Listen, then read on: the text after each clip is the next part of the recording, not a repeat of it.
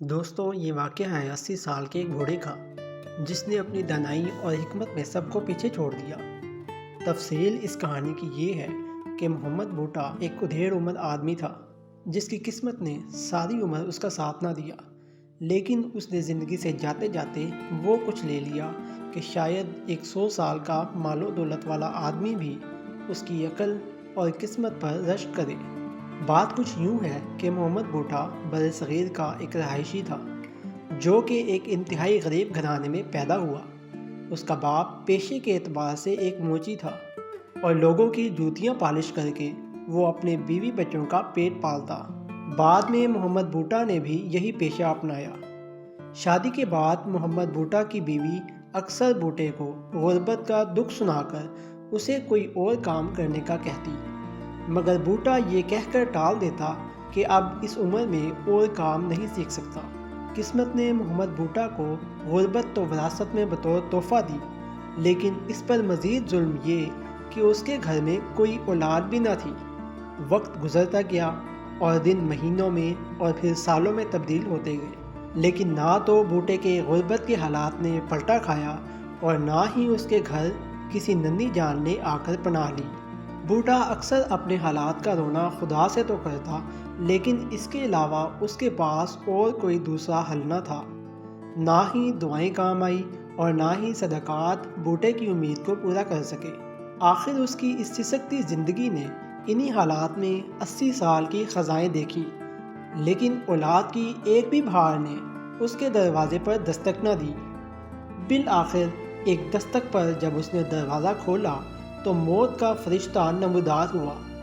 اس نے موت کے فرشتے سے بھی اپنے دردوں کا شکوہ کیا تو موت کے فرشتے نے کہا کہ تیری التجائیں تیرے خدا کے حضور رنگ لائیں، لیکن اب تیری زندگی کے ایام بہت ہی کم رہ گئے ہیں۔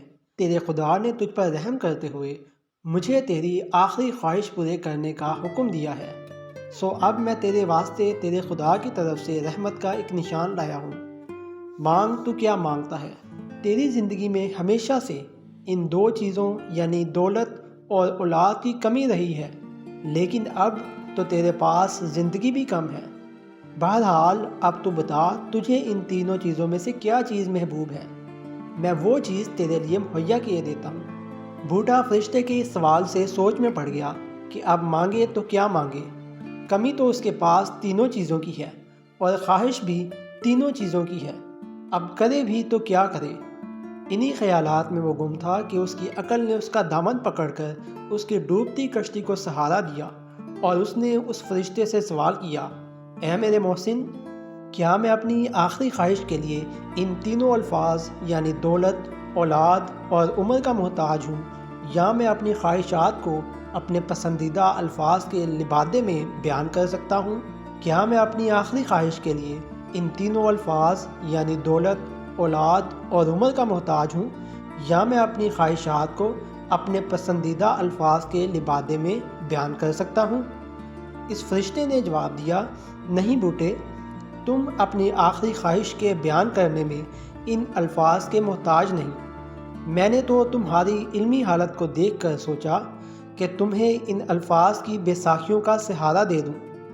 تم اپنی آخری خواہش کے بیان کرنے میں ان الفاظ سے کلیتاً آزاد ہو، اور تم اپنے الفاظ میں اپنی آخری خواہش کے بیان کرنے کے مجاز ہو۔ یہ سننا تھا کہ بوٹے کے تن بدن میں خوشی کی ایک لہر دوڑ گئی، جیسے اسے تمام زندگی کی کھوئی ہوئی متاع مل گئی ہو۔ وہ جھٹ سے فرشتے سے مخاطب ہو کر بولا، تو پھر میری آخری خواہش یہ ہے کہ میں اپنی اولاد کو سونے کے برتنوں میں کھانا کھاتے دیکھوں۔ فرشتہ بوٹے کی اس آخری خواہش کو سن کر سخت حیران ہوا کہ ایک آدمی جسے اس نے نادان سمجھا تھا، وہ کیسی دانائی کی بات کر کے اس دنیا کی ہر چیز لے گیا۔ خیر، چونکہ بوٹے کی آخری خواہش پوری کرنا خدا تعالیٰ کا حکم تھا، سو وہ فرشتے کو پوری کرنا تھی، اور اس طرح محمد بوٹا اپنی عقل و دانائی کی وجہ سے اس دنیا کی 3 بڑی نعمتیں اپنی آخری عمر میں پا گیا۔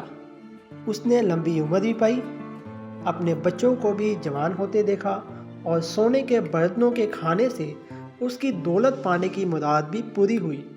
اور اس طرح ایک ان پڑھ آدمی نے اپنی عمر کے آخری حصے میں بھی اپنی ساری خواہشات پوری کر لیں۔